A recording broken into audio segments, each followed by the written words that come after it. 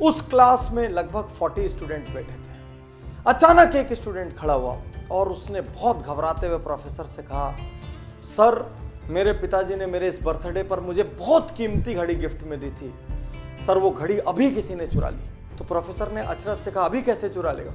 बोले सर अभी जो 5 मिनट का ब्रेक हुआ था उसमें मैं अपनी घड़ी अपने टेबल पर रख के गया था और उसके बाद से वो घड़ी नहीं मिल रही है। प्रोफेसर ने कहा, उसके बाद कोई भी इस क्लास से गया और आया नहीं है, इसका मतलब जिसने भी घड़ी उठाई है वो इसी क्लास में है। प्रोफेसर के मन में विचार आया कि इन लोगों को एक दूसरे के बारे में पता नहीं लगना चाहिए कि किसने घड़ी चोरी की।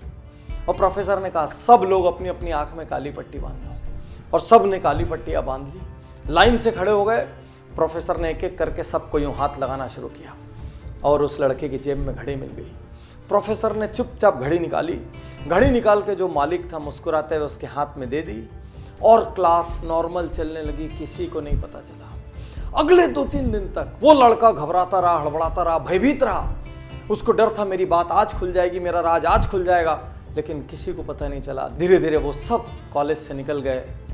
बहुत साल बाद अब वो लड़का जिसने चोरी की थी वो अब एक बड़ा इंडस्ट्रियलिस्ट हो चुका था। कॉलेज का रीयूनियन का फंक्शन था, वो उस फंक्शन में आता है, वो अब एक सेलिब्रिटी सा है। वो उस फंक्शन में आया और उसने अपने प्रोफेसर के पास जाके उसके पैर छुए और प्रोफेसर से कहा, सर मैं आज आपसे एक बात कहना चाहता हूँ। प्रोफेसर ने कहा, बोलो। उसने कहा, सर मेरे जीवन पे आपका बहुत बड़ा कर्ज है, यदि आज मैं जिंदा हूँ तो आपके कारण हूँ। प्रोफेसर ने बोला, ऐसा क्यों? उसने कहा, सर आपको याद नहीं होगा, एक बार आपकी क्लास में एक घड़ी चोरी हुई थी और आपने सबकी जेब चेक की थी और मेरी जेब से वो घड़ी मिली थी, लेकिन सर आपने उस दिन वो बात किसी से नहीं की। मैंने निर्णय लिया था यदि उस दिन ये बात सबको पता लगी तो मैं सुसाइड कर लूँगा। सर आपने मुझे माफ़ कर दिया, उस दिन आपने मेरी इज्जत रख ली, उस दिन आपने मेरी सेल्फ रिस्पेक्ट रख ली। मुझसे गलती हो गई थी सर, लेकिन फिर भी आपने मेरा अपमान नहीं किया। आज मैं जहाँ भी हूँ सर उस लेसन की वजह से, मैं यदि जिंदा हूँ सर तो आपकी वजह से। और प्रोफेसर कहता है, अच्छा वो तुम थे क्या? तो लड़के ने अचरज से कहा, मतलब? बोले, उस दिन मैंने तुम सबकी आंखें तो बंद कराई थी, लेकिन साथ साथ मैंने अपनी आंखों में भी पट्टी लगा ली थी ताकि मुझे भी नहीं पता चले मेरे कौन से स्टूडेंट ने ये काम किया है। मैं नहीं चाहता था मेरे अपने किसी स्टूडेंट की वैल्यू मेरी नज़रों में हल्की हो या मैं किसी के साथ दुर्व्यवहार करूँ। ये सुनते ही वो लड़का जो अब एक नामी इंडस्ट्रियलिस्ट था, उसकी आंखों में आंसू आ गया और वो प्रोफेसर के गले लग के 2 मिनट तक रोता रहा।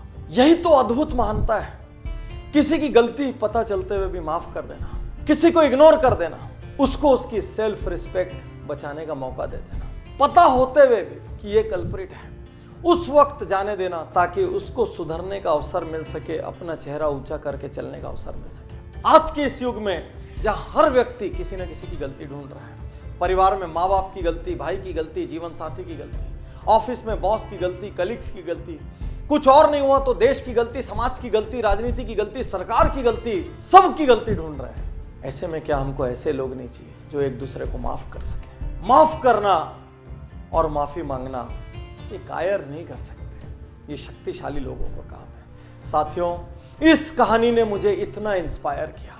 एक प्रोफेसर जो ये नहीं चाहता कि उसका स्टूडेंट उसकी नजरों से गिरे, जो ये नहीं चाहता कि उसका स्टूडेंट किसी और की भी नजरों से गिरे, क्या ऐसे लोगों की समाज को जरूरत नहीं है? जहां पर हम लोगों की गलतियां होने के बावजूद उनको इंसान मान के, उनको मिट्टी का पुतला मान के उनको माफ कर सके। हमारे भाई से गलती हुई, हमारे पार्टनर से गलती हुई, हमारे जीवन साथी से गलती हुई, हमारे किसी और फैमिली मेंबर से गलती हुई, रिलेटिव से गलती हुई, कलीग से गलती हुई, मोहल्ले में, कॉलोनी में, स्ट्रीट में रहने वाले किसी से गलती हुई, समाज के किसी अंग से गलती हुई, 1-2 बार माफ कर दो, जाने दो ना उनको उनकी सेल्फ रिस्पेक्ट के साथ। गलतियां ढूंढना महानता नहीं है, गलतियों को इग्नोर करना और सामने वाले को अपना सम्मान बचाने का मौका देना महानता है। यदि आप भी हर दिन ये गलती करते हैं, अपने आसपास के लोगों का दोष ढूंढते हैं,